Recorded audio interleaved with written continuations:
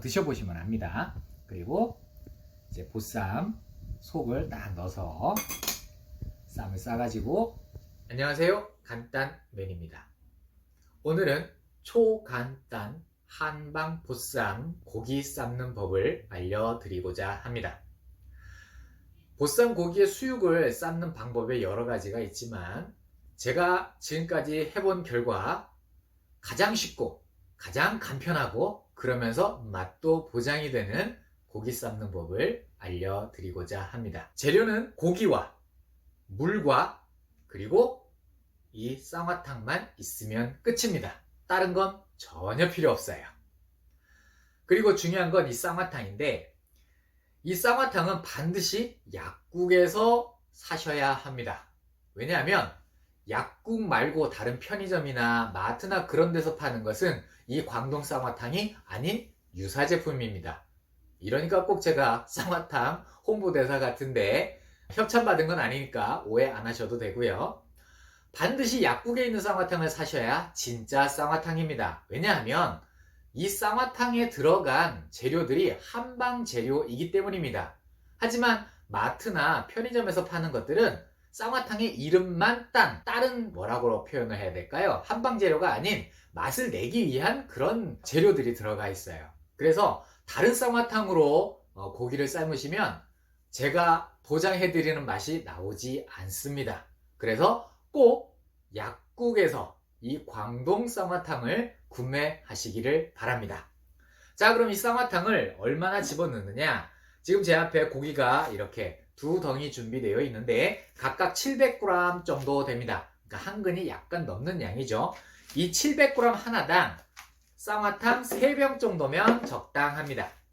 700g 하나당 쌍화탕 3병. 그러면 지금 고기가 두 덩이잖아요. 그러면 6병을 넣어야 되냐? 그렇지는 않습니다. 고기가 두 덩일 때는 제 경험상 쌍화탕 5병 정도면 됩니다. 그리고 더 많이 드실 분 있지 않습니까? 뭐 이렇게 두 덩이가 아니라 3덩이 이렇게 삶으실 분들은 거기에 2병 더 플러스해서 7병 정도 넣으시면 되십니다. 따라서 고기 한 덩일 때는 3병, 두 덩이일 때는 5병, 3덩이일 때는 7병, 이런 식으로 2병씩 추가해가면 맛있는 한방 보쌈 고기를 삶으실 수 있습니다.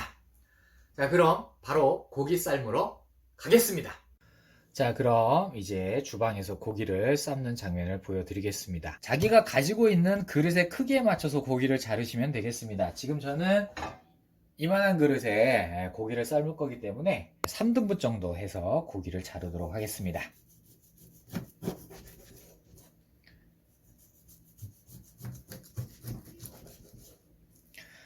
참고로 이제 고기의 종류에 대해서도 좀 말씀드리겠는데, 수육을 삶을 때 앞다리살로 하는 경우도 있고 또 삼겹살로 하는 경우도 있고 오겹살로 하는 경우도 있는데, 저 같은 경우는 삼겹살과 오겹살을 좋아합니다. 이유가 뭐냐면 지금 고기 모양을 보시듯이 네모 반듯하게 고기 모양이 잡히죠.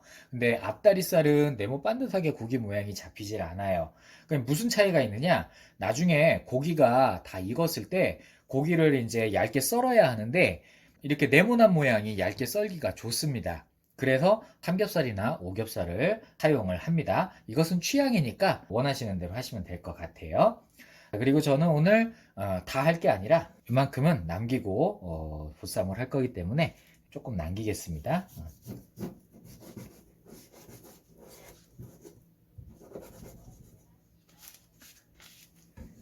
자, 고기를 썰고 그리고 또 나머지 하나 3등분을 합니다. 자, 이렇게 3등분을 한 다음에 이 고기를 바로 냄비에 넣고 그 다음에 여기는 쌍화탕을 넣은 다음에 물을 고기 높이 정도 올린 다음에 40분 정도 삶아주면 끝입니다. 간단하죠? 그런데 저는 여기서 한 가지 더를 추가할 계획입니다. 어떤 거냐면 요거는 이제 제 개인 취향인데 저는 얇은 보쌈을 좋아해요. 어떤 분들은 두꺼운 보쌈 고기를 좋아하실 수도 있잖아요. 썰었을 때. 저는 썰었을 때 이렇게 얇은 보쌈 고기를 좋아해요. 얇아야 식감도 좋고 먹기에 더 편하더라고요. 그래서 저는 이제 얇게 썰어야 하는데 그냥 이 상태로 고기를 삶아버리면 고기를 얇게 썰기가 힘듭니다. 이유가 뭐냐면 이 고기가 이제 삶고 나면 물렁물렁해지기 때문에 이렇게 얇게 썰려면 고기가 뭉개져요. 그러면 얇게 썰기 위해서 먼저 선조치가 필요한데 그게 뭐냐? 후라이팬에 이 고기 사면을 살짝살짝 구워주는 겁니다. 그러면 나중에 익고 나서도 고기 썰 때 굉장히 얇게 썰 수가 있어요. 바로 그 작업을 추가하도록 하겠습니다. 이건 개인 취향이기 때문에 이게 귀찮으신 분들은 바로 고기 넣고 삶으시면 됩니다. 요거를 생략하고 자 프라이팬이 달궈지면 고기를 올립니다. 여기서 이제 삼겹살이나 오겹살이 편한 이유가 나와요. 고기가 네모 반듯하기 때문에 이렇게 굽기도 아주 좋아요. 그리고 많이 구우실 필요가 없어요. 살짝 굽는 거기 때문에 이제 어느 정도 이렇게 익는 소리가 났다. 지글지글 익는 소리가 났다. 그러면 이제 반대쪽으로 또 돌려주는 겁니다. 네.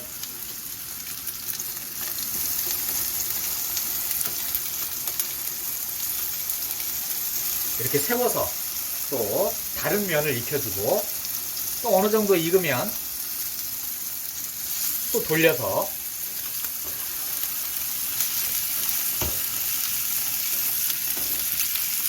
여기 위에 보시면 구워진 게 보이실 거예요. 오래 구우실 필요가 없어요. 그냥 살짝만 지금 고기들 살짝 면이 익은 거 보이시죠? 이렇게 살짝 익혀주면 됩니다.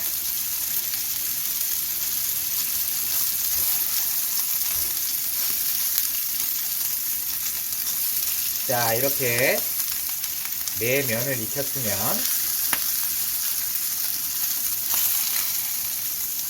이제 냄비에 집어넣습니다. 마지막 한 덩이 더. 역시 고기 있는 소리가 참 영롱하죠? 세상에 아름다운 소리 중에 하나이라고 생각이 됩니다. 이제 살짝 구운 고기를 냄비에 넣습니다. 다시 말씀드리지만 고기를 얇게 썰지 않아도 되시는 분들은 이 작업을 생략해도 됩니다. 자, 그럼 오늘의 비장의 무기인 쌍화탕을 투입하겠습니다. 한 병,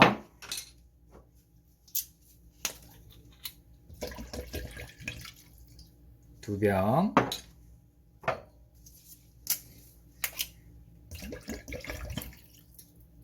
세 병,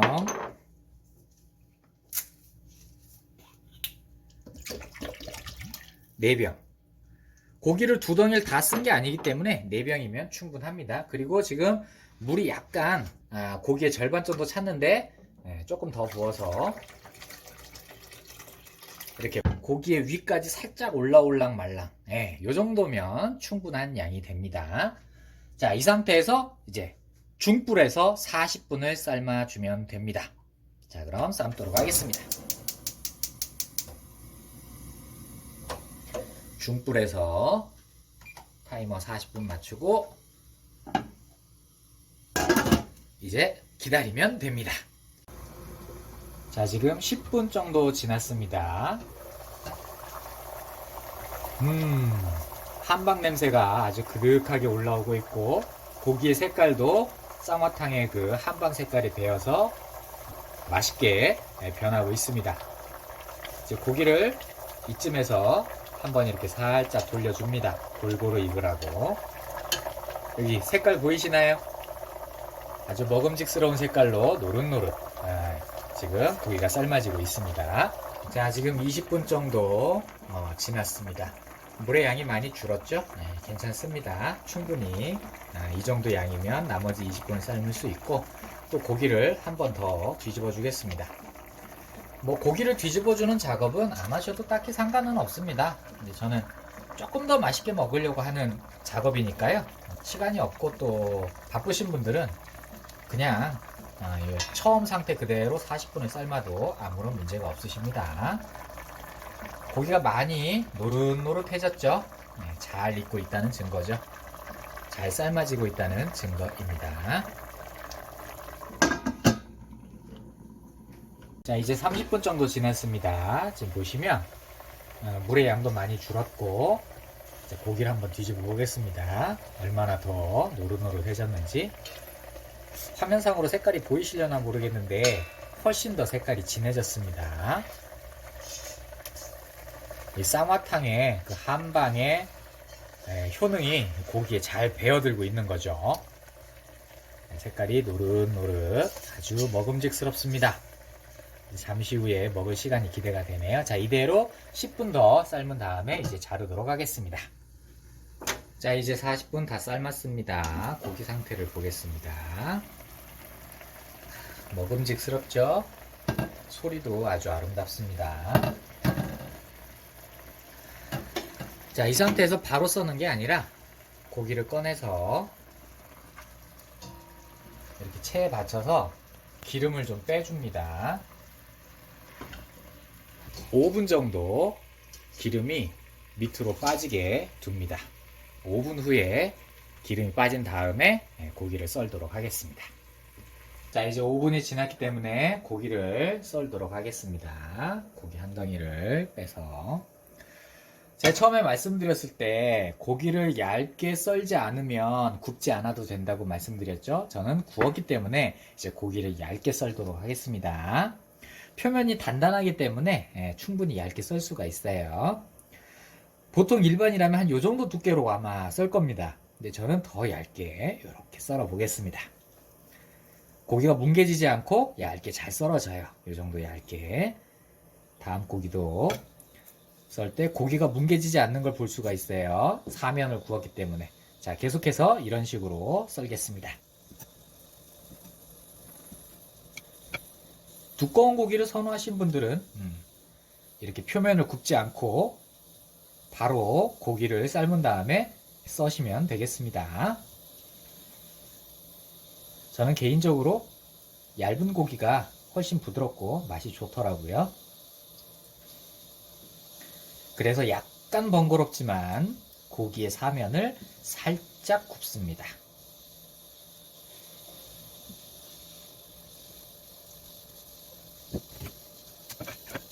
먹음직스럽죠? 예, 다음 고기.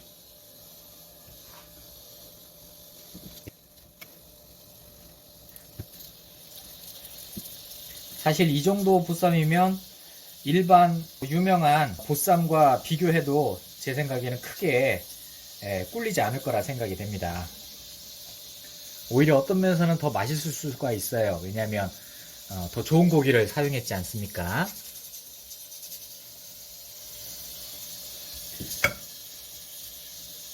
자, 이게 오겹살입니다. 삼겹살하고 껍데기가 좀 다르죠? 층이 5개 있는 오겹살.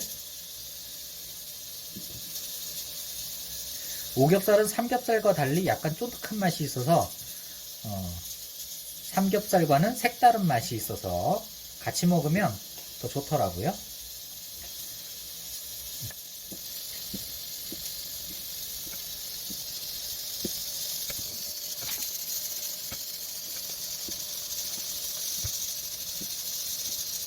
참고로 이 수육을 썰기 전에 칼을 한번 갈아주시면 더 좋습니다.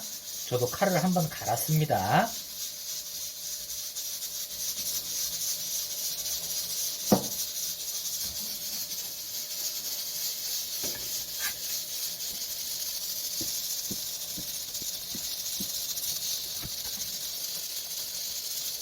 자, 이제 다 썰었습니다. 식탁으로 옮겨서 먹어보도록 하겠습니다. 자, 이제 고기를 다 삶고 상을 세팅했습니다. 세팅된 상을 보여드리면 이제 보쌈 배추와 그리고 보쌈 어떻습니까? 색깔이 아주 노릇노릇하면서 한방의 향이 잘 배어 있는 것 같지 않습니까? 자, 그럼 제가 한번 맛을 보도록 하겠습니다. 보쌈 배추에 고기를 얹고 한 점을 얹어도 되는데 저는 2점 얹는 게 좋더라고요. 그래서 일부러 얇게 썰었습니다. 두꺼운 고기 1개와 얇은 고기 2개는 식감이 달라요. 한번 드셔보시면 압니다. 그리고 이제 보쌈 속을 딱 넣어서 쌈을 싸가지고 이걸 한 입에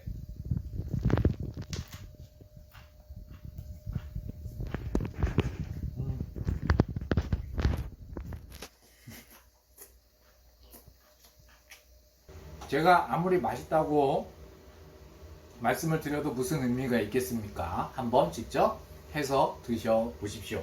정말 맛있습니다. 네, 이렇게 초간단 한방 보쌈 한번 만들어 드셔보시면 좋을 것 같습니다. 이상 간단 메뉴였습니다.